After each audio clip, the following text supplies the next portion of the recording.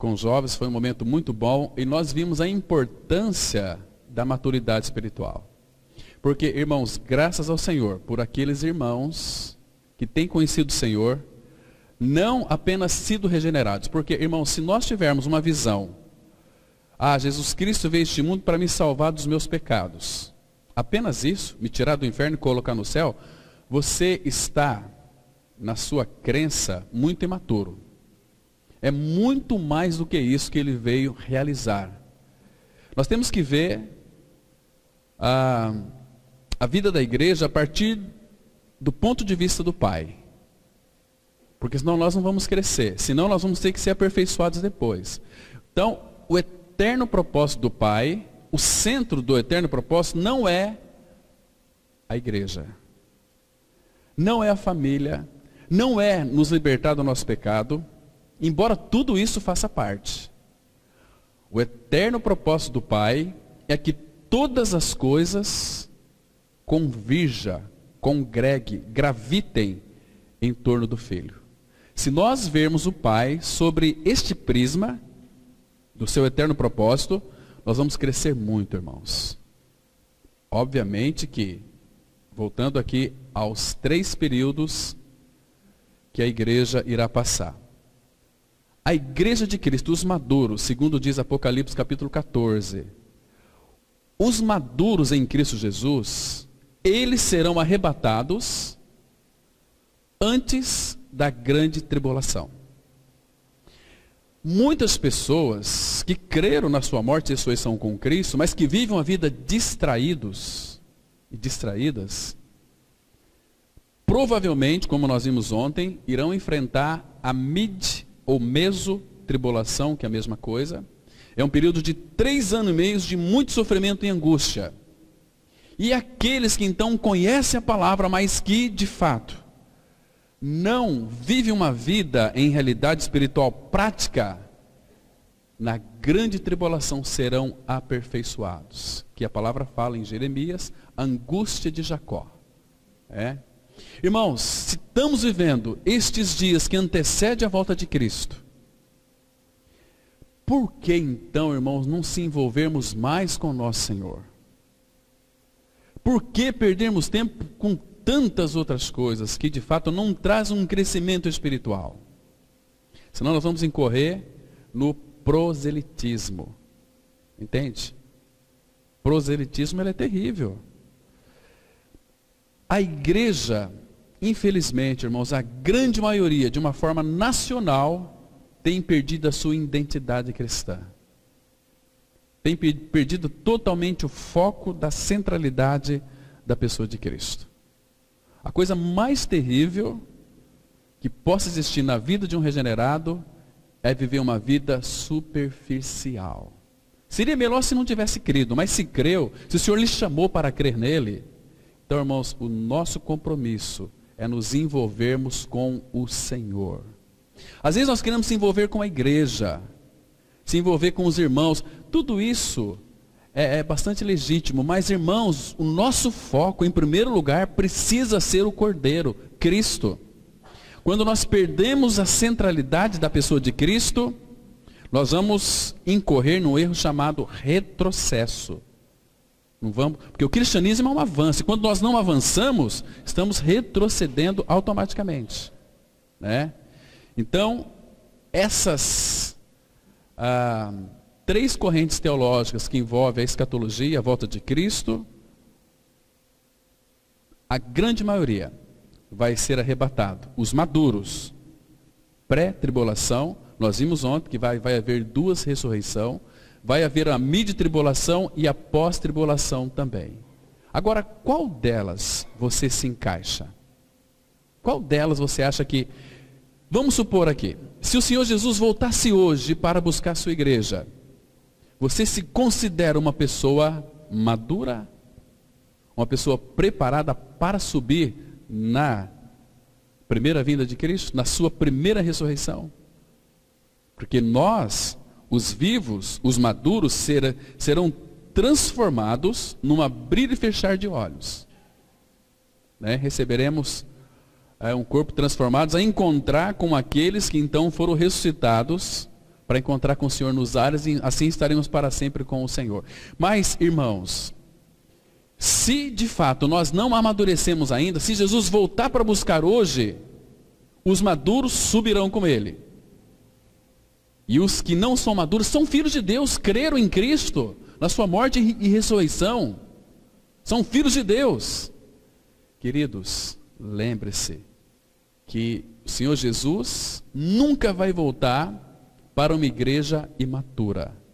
O casamento dele não será com uma menininha que não sabe discernir a mão direita da mão esquerda. Por isso, irmãos, que cristianismo é muito sério.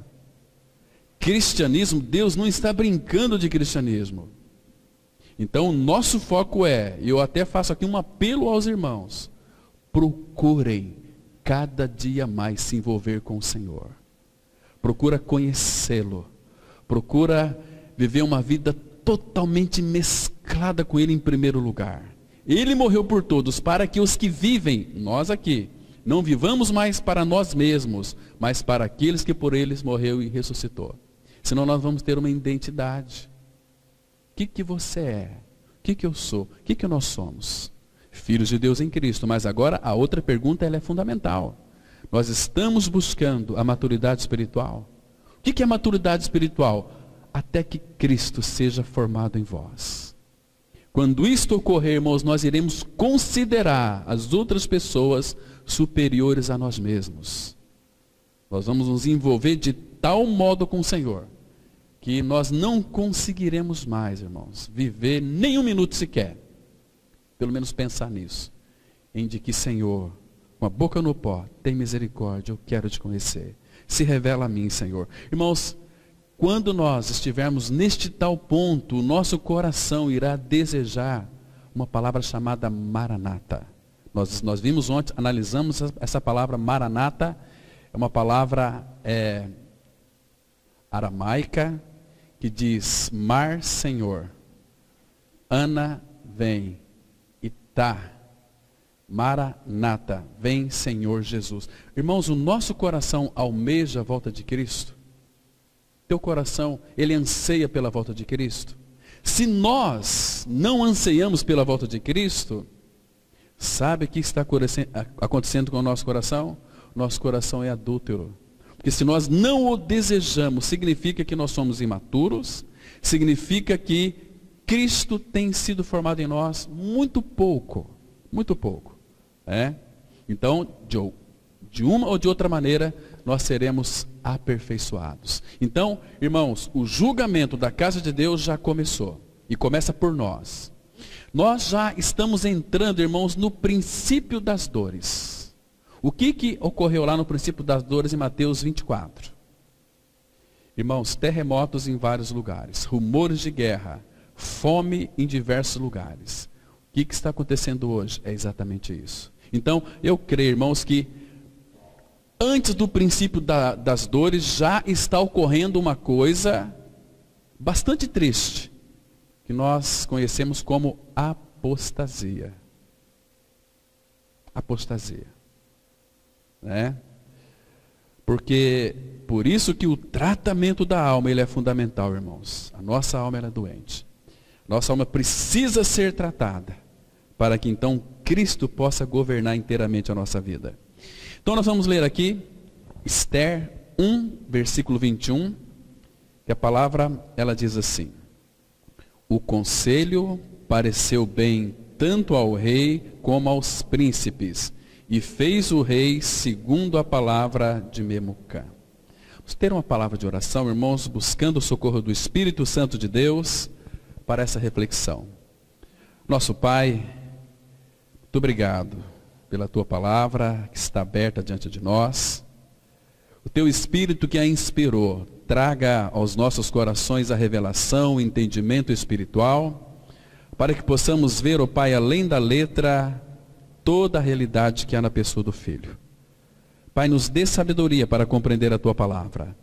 Não permita, meu Pai, que nenhum resquício de dúvida paire sobre as nossas mentes, sobre os nossos corações. Ministra cada um de nós. Faz com que nós venhamos desejá-lo a Ti, Pai. esse tempo que iremos passar aqui, confiamos às tuas mãos. Pedimos que tu mesmo venha abençoar a tua palavra e a reparta para cada um de nós. Pai Santo, obrigado porque o Senhor tem nos dado este pão diário que é a pessoa do Filho. É aquele que nos alimenta, aquele que nutre todas as nossas forças espirituais. Que seria de nós se não fosse o Senhor, meu Pai? Por isso nós encomendamos a Ti a Tua palavra, confiamos tudo a Ti. Fala conosco, Pai, queremos ouvir a Tua voz. Em nome do Senhor Jesus nós oramos. Amém. Irmãos, hoje avançando um pouquinho aqui, sobre o tratamento da alma, a gente vai analisar um pouquinho sobre a questão da vingança. A nossa alma, ainda que seja inconscientemente, ela tem uma tendência muito grande de vingar-se. Aqui dentro desse contexto, claro que do versículo 1, do capítulo 1 até o 21, nós sabemos que Assuero, que ele é uma figura muito clara da nossa alma, ele fez um grande banquete para se exibir, para mostrar a grandeza do seu reino. Ele reinava da Índia até a Etiópia, sobre muitas cidades, Então aqui ele estava se exibindo. Porém, irmãos, quando ele mandou aquele convite para a rainha Vasti, então ela se recusou, usando lá os eunucos. A primeira coisa que a palavra fala é que lá no versículos precedentes aqui, antecedentes aliás, que ele se enfureceu. Uma pessoa na alma, quando ela é ferida no seu orgulho, a primeira coisa que ela vai fazer é se enfurecer. Enfurecer. E neste enfurecimento, ela quer satisfazer a sua alma. De que maneira? Vingando. Uma pessoa cheia de si mesma, quando ela é ferida, nós somos assim, irmãos. A tendência natural é sair à forra, é a vingança. Vamos tratar hoje sobre esse ponto aqui, quão mal a vingança nos faz para o nosso coração. Porque, irmãos, o nosso espírito, quando cremos em nossa morte e ressurreição com Cristo, ele foi definitivamente salvo. Você é filho de Deus, se você creu e tem essa realidade espiritual, essa experiência de morte e ressurreição com Cristo. Então já foi salvo. Mas a alma do salvo, do regenerado, irmãos, ela precisa ser salva dia a dia de tudo que a envaideça. Nós temos uma grande tendência de nos envaidecermos espiritualmente. Porque conhecemos a palavra, porque então a gente começamos a nos envaidecer e começamos a menosprezar outras pessoas que de fato estão tendo um vislumbre de toda a realidade da mensagem da cruz. Mensagem da cruz, ela é só a chave, a porta que vai abrir para a gente adentrar em um mar infinito do conhecimento do Senhor. O Senhor quer que a nossa alma seja jogada para todo este conhecimento, para que então nós venhamos nos ficar assim totalmente abismado, perplexo com tanta grandeza e nos render ao Senhor. Então há um grande perigo, irmãos, grande perigo de exaltação rondando a vida de todos aqueles que creem em Cristo, da arrogância espiritual, Então, por isso que o Senhor Jesus foi muito claro, negar a si mesmo. Porque para crescer, pois crescer na vida espiritual é crescer em subordinação à vontade do nosso Pai Celestial. E é assim que vamos crescer. Agora, irmãos, a nossa alma, ela é muito rebelde. Quando alguém nos fere, nos machuca, nós partimos para o revanche, para dar coices. Só que na vida espiritual, quando nós damos coice em outras pessoas, nós estamos ferindo a nós mesmos. Como aquele menino chegou em casa do colégio, muito bravo, estressadíssimo, porque os seus amigos falaram mal dele e ele ficou com vontade de bater naqueles meninos, mas eles eram em 4, ele era sozinho. Ele ficou tão bravo e queria se vingar, e os pais eram cristãos. E o pai, muito sábio, chamou aquele menino do canto e falou o seguinte: filho, você está muito nervoso, o que foi que está acontecendo? Pai, se eu pudesse esmagar aqueles aqueles meninos que estudam comigo, o pai fez o seguinte: filho, está vendo no varal aquela camiseta branca lá? Pega aqui o saco de carvão, vamos ver, pensa que aquela camiseta branca são aqueles teus inimigos. E pega esses carvões aqui e atira naquela camiseta branca. E ele começou a jogar, até que não ficou nenhum carvão. Aí depois o pai pegou o menino e falou: filho, vem aqui, olha no espelho agora. Então ele jogava aqueles carvões e a roupa dele ficou tudo preta. Está vendo só, filho? Quando nós queremos vingar, é assim que nós ficamos. Você acertou muitos neles, mas ficou sujo. Mas olha como é que está a tua camiseta, toda preta de carvão. E é assim que acontece com as pessoas que vingam. Então, perdoar é melhor. Você quer arrebentar com eles? Perdoa-lhes. Irmãos, lembre-se, nós somos filhos de Deus em Cristo Jesus. Se nós temos a natureza do Pai habitando em nós, Senhor Jesus, quando foi ultrajado, Ele não revidava com ultraje. Queridos, Ele nos perdoou, eu e você. Agora, irmãos, a gente pensa que o nosso pecado não fez nenhum mal ao nosso Pai Celestial. O nosso pecado, irmãos, fez muito mal ao nosso Pai, trouxe separação, nós e dele. Nosso pecado nos afastou dele, e Ele veio a este mundo para pagar o preço do nosso pecado.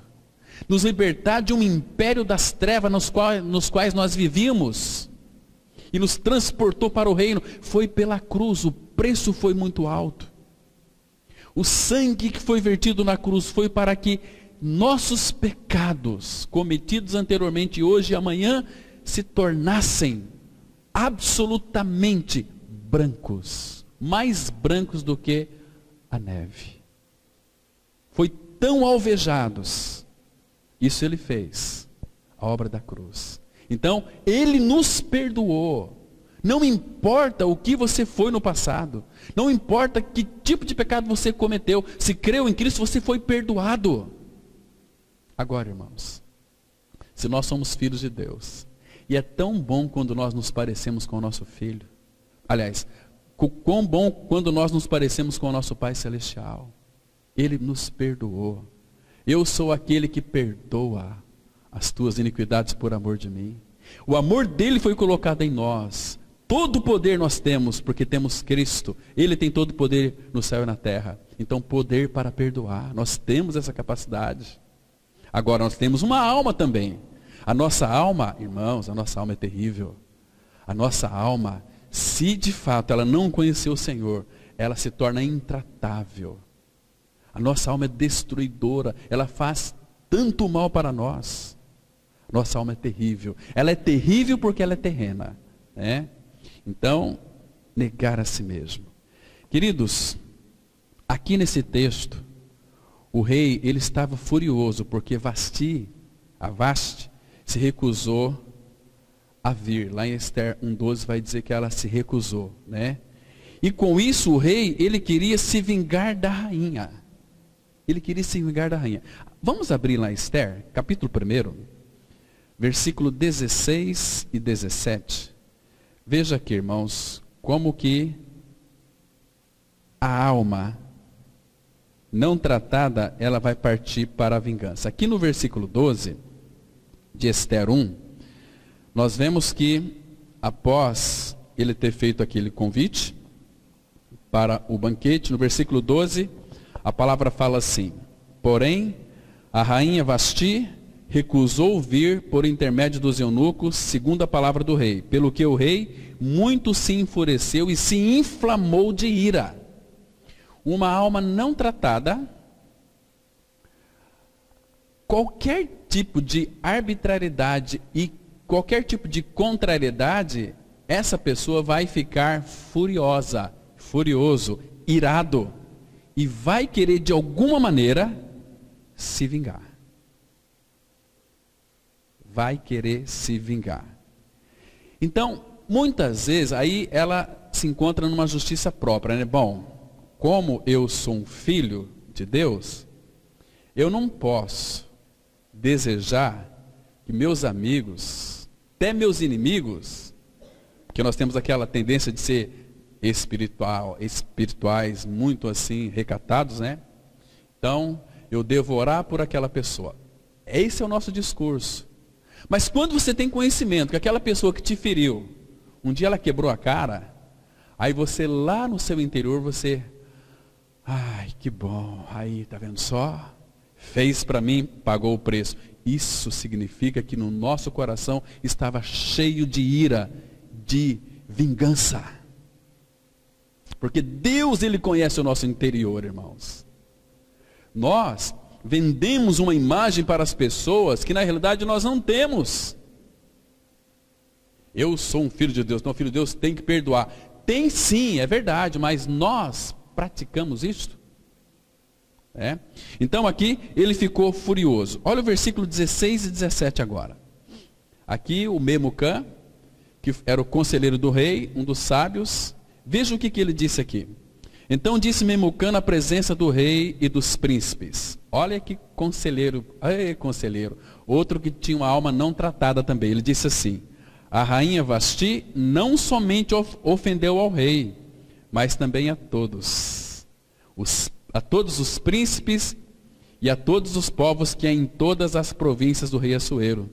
Porque a notícia do que fez a rainha chegará a todas as mulheres, de modo que desprezarão a seu marido quando ouvirem dizer: mandou o rei Assuero que introduzisse a sua presença a rainha Vasti, porém ela não foi. Olha o versículo 19 agora.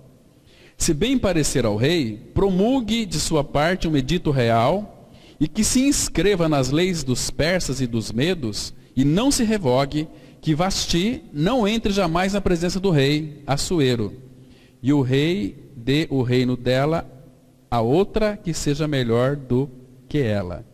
E o versículo 21 diz assim: o conselho que nós lemos aqui, né? O conselho pareceu bem ao rei, como aos príncipes, e fez o rei segundo a palavra de Memucã. Irmãos, um detalhe que é importante, irmãos. Olha, nunca se esqueça disso. Pessoas amarguradas são atraídas para pessoas amarguradas. Pessoas revoltadas vai conviver com pessoas revoltadas.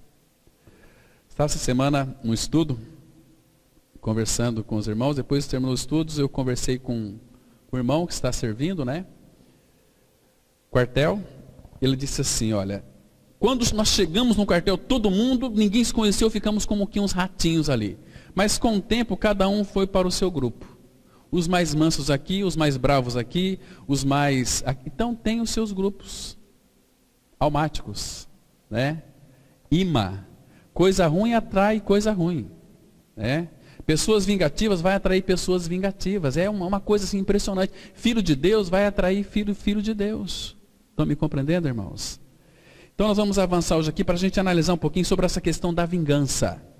Quão mal vai fazer para um filho de Deus a vingança? Por isso que temos que, irmãos, aquela oração de Davi no Salmo 139 tem que ser a nossa oração. Sonda-me, ó Deus, e me conhece.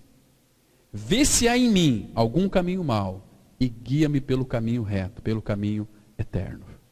Sonda-me, aquela sonda, porque nós não nos conhecemos. Então o Senhor vem com a sua sonda e mostra-me quem nós somos. Não importa que a gente fique depressivo, porque quando a gente encontra conosco mesmo, irmãos, é uma depressão só. Quem somos nós? Quem somos nós? De vez em quando eu me encontro comigo.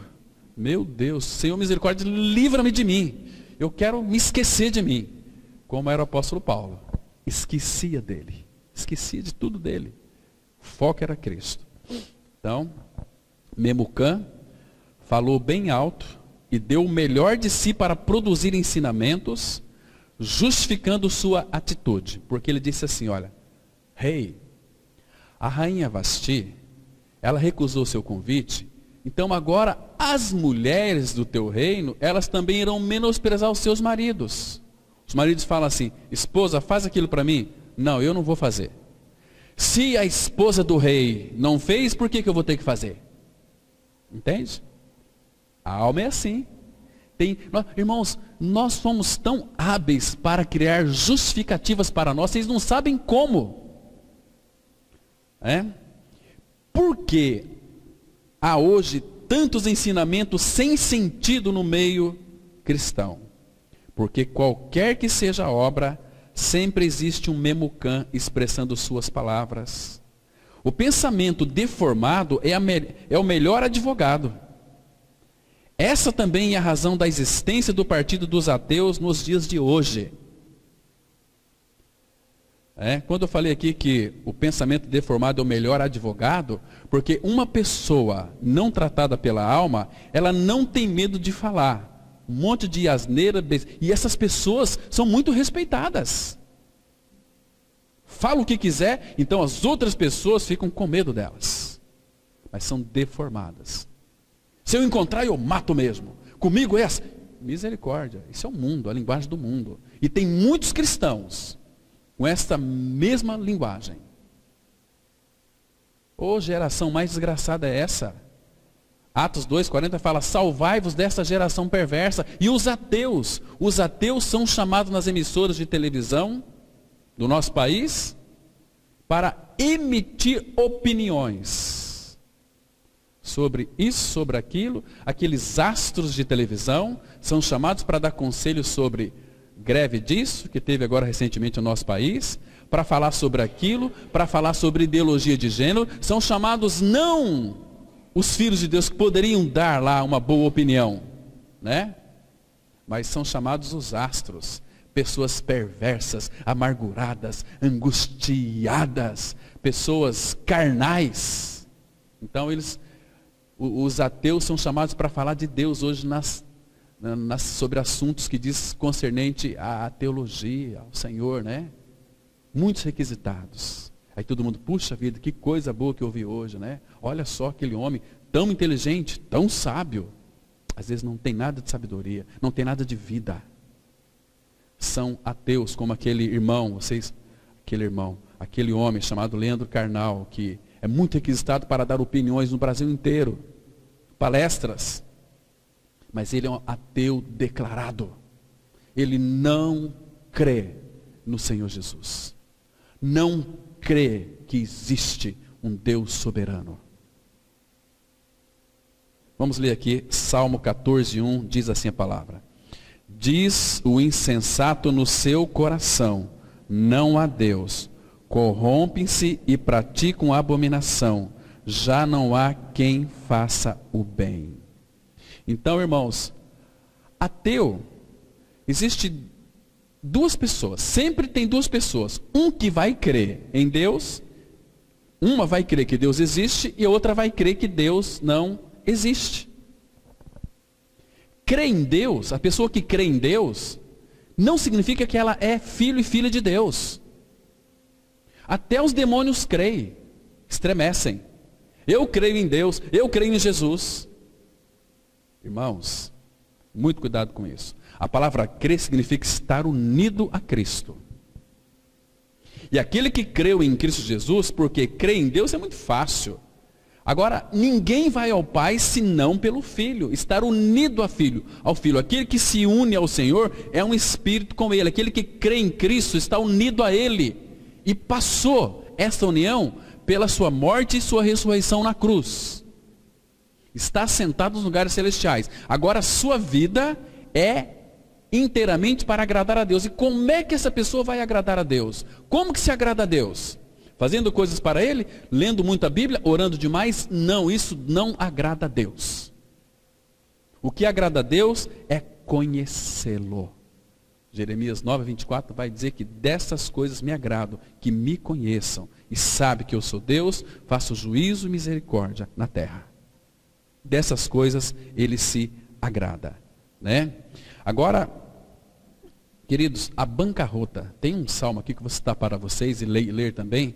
A bancarrota dos ímpios, são muitos textos, mas eu vou citar alguns para vocês. A bancarrota, a falência dos ímpios está aqui, abre aí no Salmo 10, 3 em diante. Olha só, esse aqui é um salmo que vai falar de toda a falência dos ímpios, né? Toda a bancarrota dos ímpios. Esse Salmo 10 aqui, muito precioso. Ele diz assim, presta atenção. a partir do versículo 3. Vamos ler o 2 também. Diz assim a palavra: com arrogância os ímpios perseguem o pobre, sejam presas das tramas que urdiram, pois o perverso se gloria da cobiça de sua alma. O avarento maldiz o Senhor e blasfema contra ele. O perverso na sua soberba não investiga que não há Deus. São todas as suas cogitações. O perverso na sua cobiça não investiga que não há Deus. São todas as suas cogitações. Agora, olha aqui o versículo. Vamos ler até o 7. O perverso na sua soberba não investiga, nós já lemos aqui. O 5 diz assim: são prósperos os seus caminhos em todo o tempo.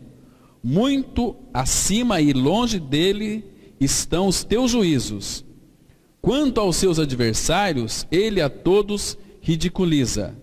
Pois diz lá no seu íntimo: jamais serei abalado. Ele diz lá no seu íntimo, às vezes ele não expressa isso, mas diz lá no seu íntimo: jamais serei abalado. De geração em geração nenhum mal me sobrevirá. A boca ele a tem cheia de maldição, enganos e opressão. Debaixo da língua insulto e iniquidade. Isso é terrível. Agora, olha o versículo 11. Diz assim: diz ele no seu íntimo: Deus se esqueceu, virou o rosto, e não verá isto nunca. Levanta-te, Senhor, ó Deus, ergue as mãos, não te esqueças dos pobres. Por que razão despreza o ímpio a Deus, dizendo no seu íntimo que Deus não se importa? Deus não se importa, nós temos que fazer nós, Deus não se importa. Mas o versículo 14 vai mostrar, irmãos, que Deus se importa sim. Diz assim: tu, porém, Deus, tu, porém, o tens visto, porque atentas aos trabalhos e à dor, para que os possas tomar em tuas mãos. A ti se entrega o desamparado. Tu tens sido o defensor do órfão. Está vendo? Ele se importa sim. O perverso que diz, Deus não se importa. Você sabe como que o perverso fala que Deus não se importa? Quem são esses perversos? São todos que assumem uma liderança de encargo da palavra, que não é da parte do Senhor, que estão pregando a Bíblia e não a palavra de Deus. Porque, irmãos, o agrado atrai muitas pessoas. A amizade simples atrai muitas pessoas para o seu reduto. E aqui, como que ele diz que Deus não se importa? Sabe de que maneira? Olha aqui, a pessoa vai de repente a esses líderes, né? Estou precisando de ajuda, nós vamos orar então. A orar, a pessoa ora, aí não aconteceu nada. Pastor, está cada vez pior, não está acontecendo nada comigo. É porque você não teve fé. Como é que Deus vai se importar com você se você não teve fé? É muito fácil falar isso, mas Deus, o Pai, Ele se importa sim. Atentas aos trabalhos e atenta à nossa dor. Ele conhece a nossa dor. Aquela dor da alma, que às vezes não aparece. Aquela dor que só a pessoa que sabe ela tem. Ela percebe e Deus a conhece. E Deus a sofre junto com ela. Porque, irmãos, nosso Pai é tão empático, tão simpático, empático, e Ele assume o nosso lugar. Ele quer que nós esqueçamos de nós, para que Ele então possa assumir o controle da nossa vida. A nossa alma tem que ficar na cruz. Os que são de Cristo crucificaram a sua carne. Carne no grego é alma. Os que são de Cristo crucificaram. O que significa? Todo dia eu morro para mim mesmo. Não apenas que eu fui crucificado, que eu morri, mas o meu viver é um morrer diário. Paulo diz assim: eu morro, dia a dia eu morro. E graças ao Senhor pelo trabalho da cruz. Quanto mais opera morte em minha alma, mais vida de Cristo será expressa, será manifesta através de nós, irmãos. Senão nós vamos perecer. Estão me compreendendo? Vamos avançar um pouquinho mais, irmãos. O ser humano é um ser caído. Por isso sempre tem justificativas para o que realiza. Você já parou para pensar nisso? Irmãos, quando nós somos pegos de surpresa, Nós sempre temos uma justificativa. Nós somos tão espertos, até a pessoa mais tola, mais lerda, para justificar, ela é tão rápida. Irmão, por que você fez? É porque já tem a resposta. Mas é incrível como isso acontece. Está adormecido, mas para se justificar, é incrível como as pessoas são inteligentes. Por isso que aqui também vai mostrar, no livro de Esther, primeiro capítulo, que a nossa alma ela é muito rica. Assuero era muito rico, tinha tantas riquezas, queria exibir suas riquezas. Então o rei Assuero, quando soube que a rainha Vasti recusou seu convite, essa recusa o feriu profundamente seu orgulho. Quando alguém o fere, sua reação natural é a vingança. Se a nossa alma não for tratada pelo trabalho da cruz, o pensamento que ocupa a nossa mente será: eu tenho que dar o troco. Uma vida governada pelo Espírito Santo certamente irá expressar os seus frutos como mansidão, paciência, que devemos carregar nossa cruz e ser como um cordeiro. Mas quando nossa alma não é tratada, certamente estaremos dispostos a agir com vingança. Apenas Deus é perfeitamente justo. Ele sabe o que cada pessoa merece. E só Ele pode executar uma vingança justa. Irmãos, olha aqui. Quando nós somos maltratados, feridos, machucados, irmãos, se você é filho de Deus, pelo amor do teu Pai Celestial, não se vingue, sofra injustiça. O Senhor não vai deixar passar absolutamente nada sem que Ele vingue. Agora, quando nós queremos fazer a justiça, Deus se afasta. Não é assim? Vamos ler aqui, irmãos, quando esse contexto aqui, que nós vamos ler, 1 Samuel 2, 24, 12 e 13, é que Saul começou a perseguir a Davi. E Davi se escondia nas suas cavernas. Saul queria dar cabo da vida de Davi. E olha aqui, irmãos, Davi, ele era um homem, apesar das coisas que ele praticou, ele tinha uma alma tratada. Aqui ele não tinha cometido pecado contra Batseba ainda. Mas você vai perceber aqui, irmãos, que Davi, pelo fato de viver uma vida de comunhão com o Senhor, ele conhecia o Senhor, ele sabia como o Senhor agia, então ele procedia de igual modo. Vamos ler 1 Samuel 24, 12 e 13, que diz assim: julgue o Senhor entre mim e ti, vingue-me o Senhor a teu respeito, porém a minha mão não será contra ti. Dos perversos procede a perversidade, diz o provérbio dos antigos, porém a minha mão não está contra ti. Sabe o que Davi estava dizendo para Saul? Saul, eu sou teu amigo. Saul, você estava na mesma caverna que eu estava, olha aqui, eu tirei um pedacinho da tua roupa com a minha espada, eu poderia ter te matado, mas ele temia o Senhor, então temia a Saul, porque sabia que Saul era um ungido do Senhor. Então, irmãos, nós sabemos aqui qual foi o fim de Saul. Se Davi tivesse vingado aqui Saul, irmãos, Davi teria um grande problema. Mas Davi foi esperando, até que o Senhor vingou Saul, que ele se suicidou, né? E Davi então assumiu o trono. Irmãos, a palavra fala no Salmo 103, versículo 10, que o Senhor não nos trata segundo os nossos pecados, e nem nos retribui consoante as nossas iniquidades. Vamos imaginar aqui. Imagina se o Senhor nos tratasse segundo os nossos pecados. Onde nós estaríamos hoje, irmãos? Ele tinha que abrir essa terra aqui e engolir todo mundo. Nós iríamos para o fundo da terra, encontrar com aquele maravilhoso vulcão que espera muitos lá embaixo. E seria para sempre. Mas Ele não nos trata segundo os nossos pecados. Imagina, irmãos, os nossos pecados. Se o Senhor, se Ele observasse os nossos pecados, o que diz no Salmo 130, versículo 3? Abra lá, vamos conferir esse texto aqui. Salmo 130, versículo 3. Imagina se o Senhor observasse as nossas iniquidades. Que seria de nós, irmãos? Que seria de nós? Então, ele diz assim, Salmo 130, versículo 3. Diz assim a palavra: olha que coisa mais preciosa. Se observares, Senhor, iniquidades, quem, Senhor, subsistirá?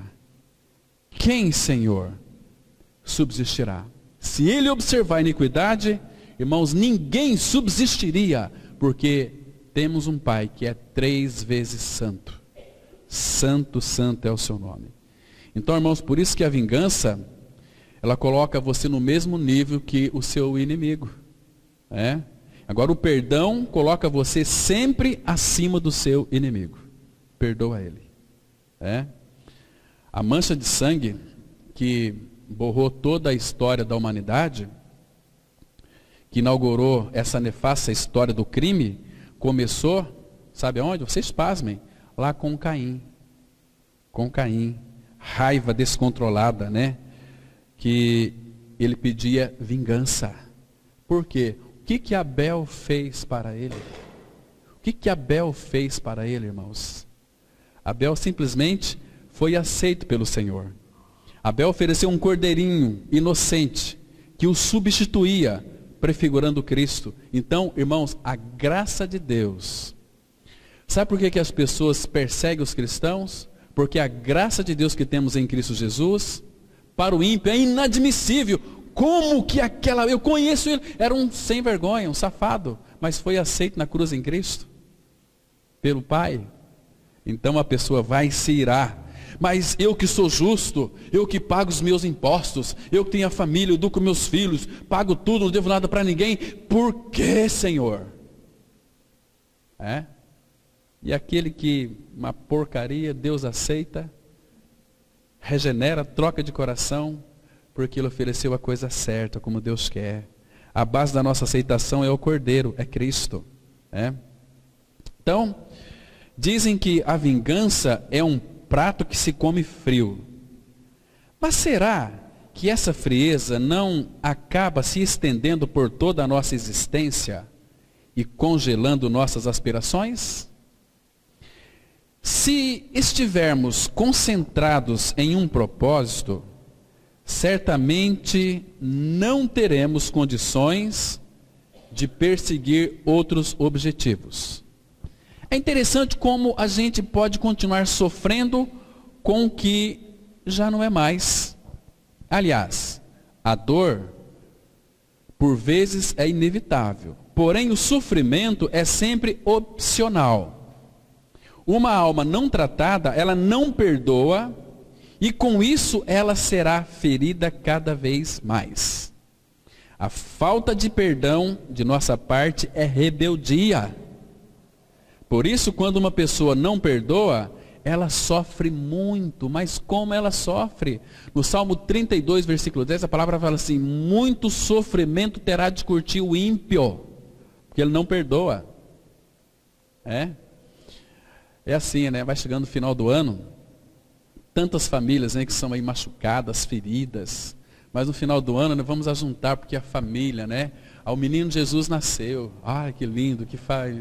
Pois sai de lá falando mal até 3ª e 4ª geração, irmãos. Não perdoa. Então vamos ler aqui Isaías 1, versículo 5, que diz assim: por que haveis de ainda ser feridos, visto que continuais em rebeldia? Este está doente, todo o coração enfermo. Por que haveis de ainda ser feridos? Visto que continuais em rebeldia. Qual é o motivo de sermos feridos? Rebeldia. Nós temos que entender e admitir que toda a cabeça está doente, todo o coração enfermo. Agora, por que somos feridos? Rebeldia é pecado, irmãos. Daniel, ele descreve essa rebeldia. Daniel foi alguém que se colocou na brecha do muro. Daniel assumiu ali, naquela linda oração que ele fez no capítulo 9, orando pelo povo e pelo governante, se colocando no mesmo lugar. Irmãos, que linda essa oração. Vamos lá para o texto. Daniel capítulo 9, a partir do versículo 7.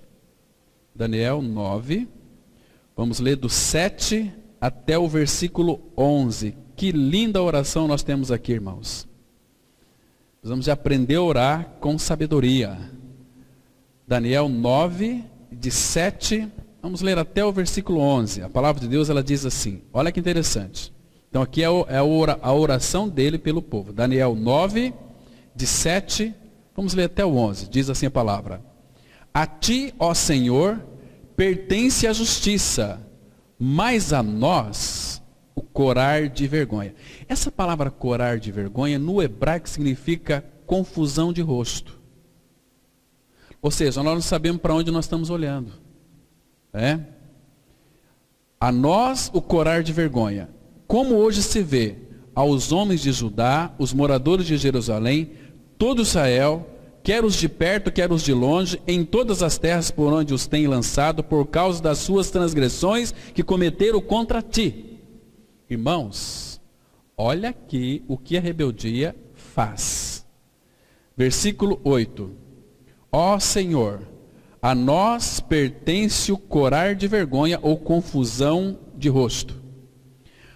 Não só a nós, mas aos nossos reis, aos nossos príncipes e aos nossos pais, porque temos pecado contra ti. O que é pecado, irmãos? Pecado, existem algumas definições que a Bíblia dá. Errar o alvo, transgressão da lei, incredulidade do pecado porque não crê em ti. Versículo 9. Ao Senhor nosso Deus pertence a misericórdia e o perdão, pois nos temos rebelado contra Ele. E não obedecemos à voz do Senhor nosso Deus para andarmos nas suas leis, que nos deu por intermédio de seus servos os profetas. Sim, todo Israel transgrediu a tua lei, desviando-se para não obedecer a tua voz. Por isso, porque não ouviu, por isso a maldição e as imprecações que estão escritas na lei de Moisés, servo de Deus, se derramaram sobre nós, porque temos pecado contra ti. Muito sério. Então, por que a vez de ainda ser feridos e continuais em rebeldia? Por quê? Irmãos, toda a cabeça está doente. Todo o coração está enfermo. Agora, irmãos, por que em rebeldia? Mas qual seria então uma resposta adequada para darmos ao Senhor aqui? Quando Ele fala para nós. Por que a vez de ainda ser feridos? Visto que vocês continuais em rebeldia, vocês estão querendo fazer coisas, mas há uma rebelião aqui no meio de vocês, chamado incredulidade. Quando nós cremos, nós estamos unidos ao Senhor. E a nossa vida é dirigida por Ele. Porque, irmãos, Ele não quer que nenhum de nós venha se perder. O povo é teimoso. O povo é insatisfeito. Nós gostamos de afago, de carinho, de cafunézinho, de abraços. Nós gostamos que as pessoas nos lambem. Essa é a alma precisa disso. E se não tem isso, eu vou procurar onde é que tem. Não é assim? Nós somos assim, irmãos. Então, mas graças ao Senhor, as ovelhas dele, Ele vai buscar. Essa palavra aqui, rebeldia, significa teimosia, revolta, indisciplina, né? Vamos avançar um pouquinho mais. Então, quando não perdoamos, ficamos para sempre presos no momento passado. E a cada vez que lembramos, sofremos de novo. É como estar preso numa armadilha que nós mesmos criamos. O perdão é a forma mais sublime de liberdade. A ideia mais interessante que já li sobre a vingança é que guardar mágoa, ressentimento e raiva de alguém é como tomar veneno esperando que o inimigo morra. O perdão é uma das coisas mais libertadoras que alguém pode fazer. A falta de perdão é como uma pedra amarrada na perna de alguém que arrasta para o fundo do mar. A pessoa vai morrendo cada dia que passa mais nas profundezas do mar, porque não perdoa. Vamos ler aqui Colossenses 3,13, que diz assim: Suportai-vos uns aos outros, perdoai-vos mutuamente. Caso alguém tenha motivo de queixa contra outrem, assim como o Senhor vos perdoou, assim também perdoai vós. Queridos, se você se queixa dos outros, pare com isso. Pare com isso. Sabe do que nós temos que nos se queixar? Sabe qual que deve ser a nossa queixa? Vamos ler a Bíblia? Lamentações, capítulo 3, versículo 39. Lamentações 3, versículo 39. Aqui tem um bom motivo para você se queixar. Disso aqui sim, você tem todo o direito de se queixar, né? Lamentações 3, versículo 39. A palavra, ela diz assim. Presta atenção aqui. Versículo 39. Por que, pois, se queixais, o homem vivente? Por que, pois, se queixa o homem vivente? Queixe-se cada um dos seus próprios pecados. Queridos, diante do Senhor, eu e você, nós temos muitas coisas que se queixar. Entende? Dos nossos próprios pecados. Então, tem uma versão alternativa aqui desse texto de Colossenses 3,13 que diz assim, olha, sejam amáveis e prontos para perdoar. Jamais guardem rancor. Lembre-se que o Senhor vos perdoou. Perdoe também, pois são filhos de Deus. Se nós somos filhos de Deus, fomos perdoados, irmãos, nós temos que parecer com o nosso Pai. Perdoe. A gente vai ser curado, sarado. Porque se você não perdoar, a pessoa vai conviver com você para sempre. Aquela pessoa fica aí na sua garganta te sufocando. Agora, né, nós estamos aí 25 anos, 50 anos, né, mas logo, logo o gás carbônico começa a faltar. Ai, aquela pessoa. E quanto mais vai chegando o dia de você partir desta, ou para melhor, ou para pior, você vai lembrar daquela pessoa, né? Ela está aqui. E se não tiver mais tempo de você pedir perdão para ela? Você está lá sofrendo, de repente, pum, deu lá em estado de coma, está lá na UTI. Lá tudo entubado, e a pessoa está ali com você. Cobrando, cobrando, cobrando, cobrando. E a palavra fala, se não perdoardes aqueles que lhe ofenderam, meu Pai Celestial também não vai perdoar. Depois vocês leiam Mateus 28, de 23 até o 35. No 35 vocês vão ver só para quem que o Senhor Jesus entrega aqueles que foram perdoados e não perdoou, para os verdugos, até pagar o último centavo da dívida.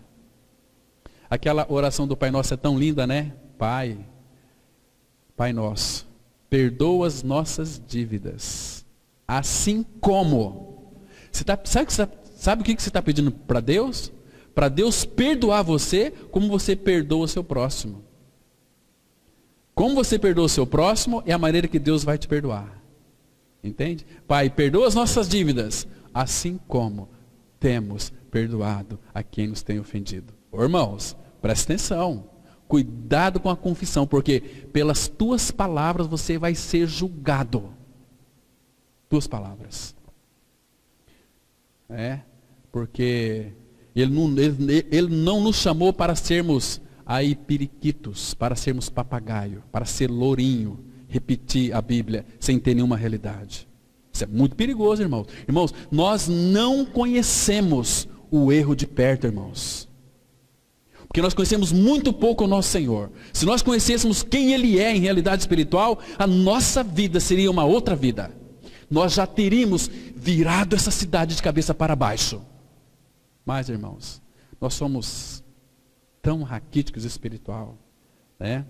E a palavra continua dizendo o seguinte: perdoai-vos mutuamente, caso alguém tenha motivo de queixa contra outrem. Irmãos, se você tiver alguém que você tenha queixa contra essa pessoa, vá atrás dessa pessoa, se humilhe e peça perdão. Você vai crescer espiritualmente.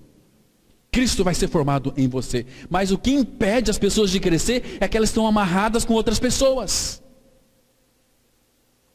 A alma caída, meus irmãos, ela encontra marcada por uma história de lembranças frustrantes e traumas adoecedores que mantém essa pessoa asfixiada e cheia de reações e atitudes inadequadas. Quem foi perdoado não perdoa, vive uma vida asfixiante. Uma pessoa que explode facilmente.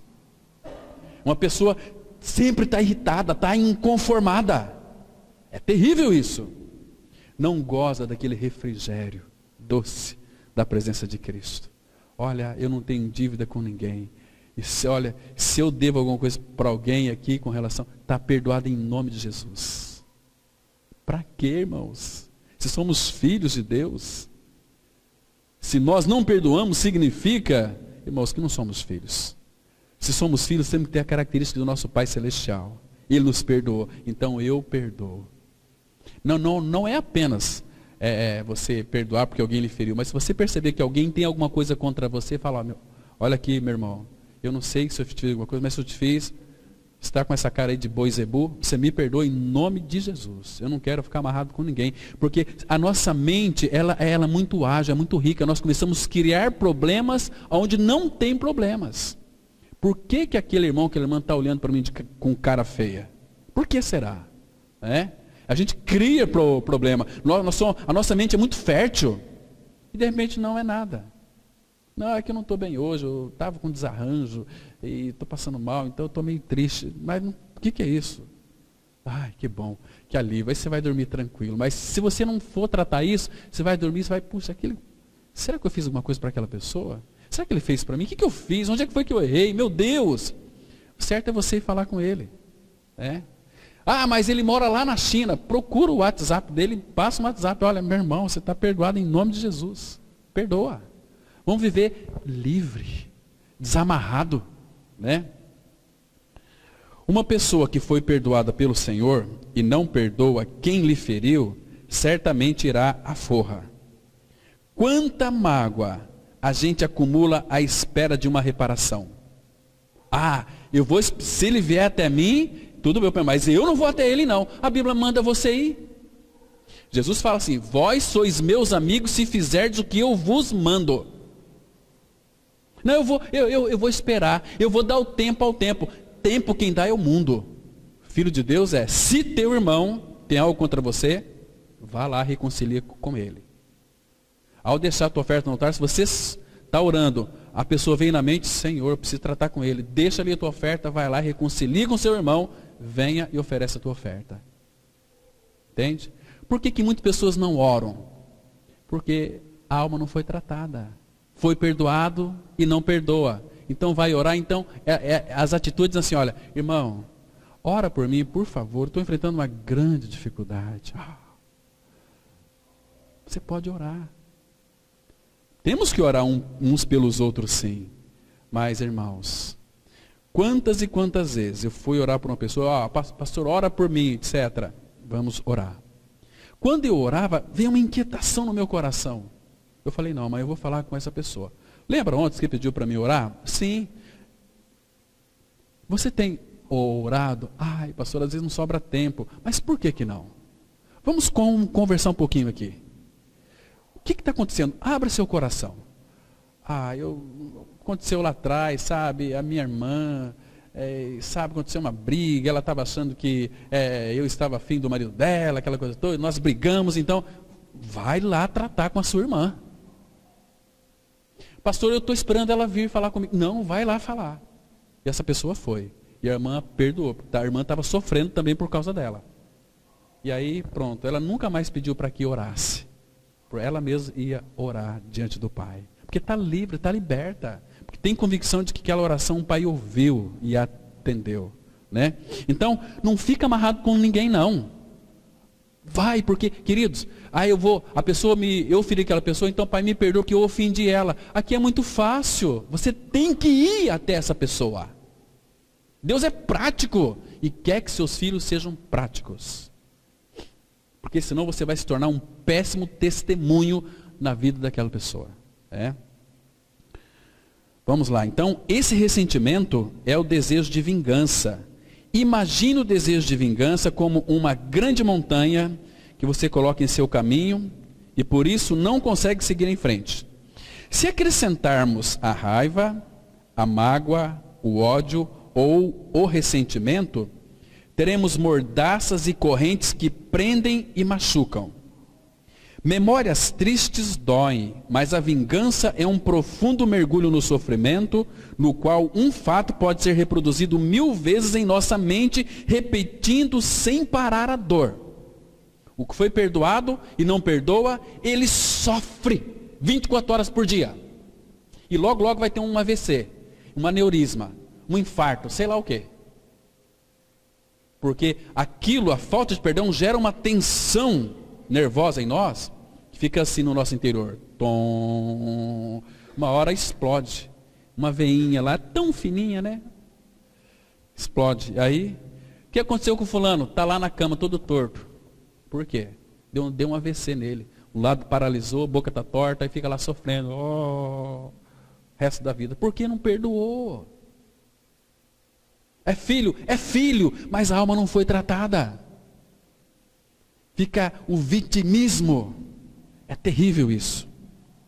Então, quando os filhos de Deus não perdoam, a correção vem. Lamentações 3:33, na linguagem de hoje, a palavra fala assim: não é com prazer que ele nos causa sofrimento ou dor. Irmãos, a gente sabe que não é do agrado do Pai causar sofrimento e dor, mas esse sofrimento e dor é a bendita disciplina de Deus, porque Ele nos ama e nos quer ver homens e mulheres sarados e saradas. Então, irmãos, por que muitas vezes o Senhor nos causa sofrimento e dor e aflição? Sabe por quê? Abra no Salmo 119, versículo 67. Salmo 119, versículo 67. A Bíblia aqui vai mostrar de uma forma tão linda a importância da disciplina do Senhor na nossa vida. Salmo 119, versículo 67. A palavra, ela diz assim, olha: antes de ser afligido, andava errado, mas agora guarda a tua palavra. Qual foi a importância aqui da aflição? Porque a palavra errado aqui no hebraico significa desviado. Pode ser lido assim: antes de ser afligido, andava desviado.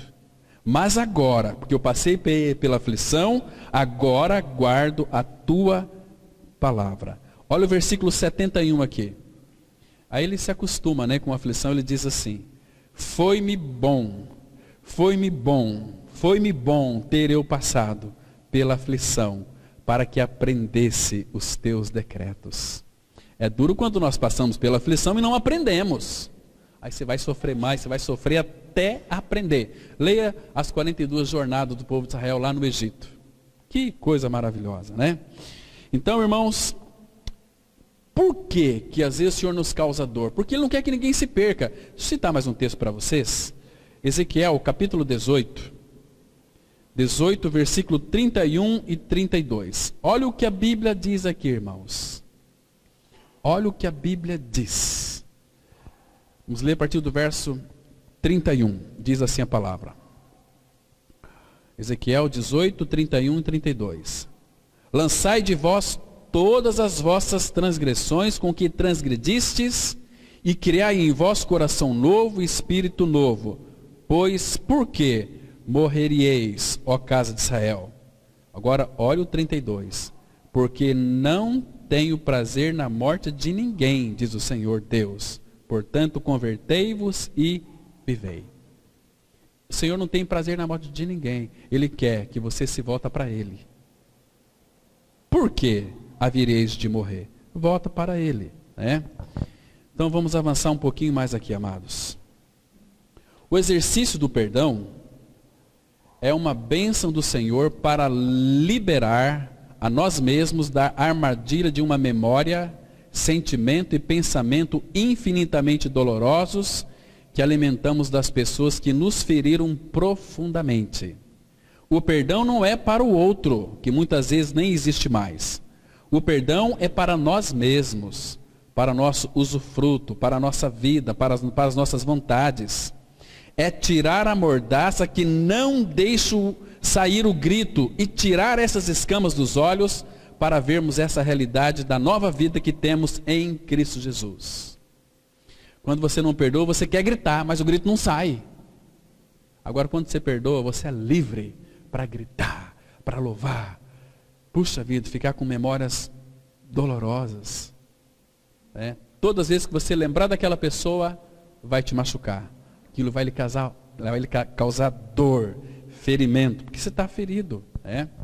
Então, Colossenses 3:4, a Bíblia diz assim: quando Cristo, que é a nossa vida, se manifestar, então vós também sereis manifestados com Ele em glória. Presta atenção aqui, irmãos. Nós iremos desfrutar desta vida se nós perdoarmos e não vingarmos ninguém. Porque Cristo é a nossa vida. Qual que é a nossa vida? É Cristo. E a sua vida da alma? Cadê ela? Quem que reina? Quem que governa? É eu ou é Cristo? Quando Cristo que é a nossa vida. Esse é o ponto. Irmãos, que precioso. Então, quando é que Cristo, Ele se expressa através de nós? Quando nós perdoamos. Aqui, claro, está falando da sua manifestação. Nós também seremos manifestados com Ele, porque Ele é a nossa glória. Pelo fato de Cristo ser nossa vida, nós somos filhos de Deus. Vede que grande amor nos tem concedido do Pai, a ponto de sermos chamados filhos de Deus. E de fato somos filhos de Deus.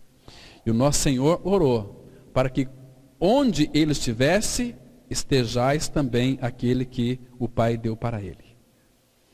Portanto, a vingança não é construtiva, é sempre destrutiva. Crendo em nossa crucificação com Cristo, podemos trocar a vingança pela condição de fazer nossa vida vingar. Vingar é muito mais que vingança. Vingar também é fazer dar certo, fazer frutificar, prosperar. Um projeto que vinga é um projeto que funciona. Uma criança que vinga é uma vida que flui. Com a bênção do Senhor, podemos trocar nossa vingança pela condição de fazer nossa vida vingar, pois é deste modo que estaremos crescendo. Quer vingança maior contra aqueles que nos ofenderam do que perdoá-los?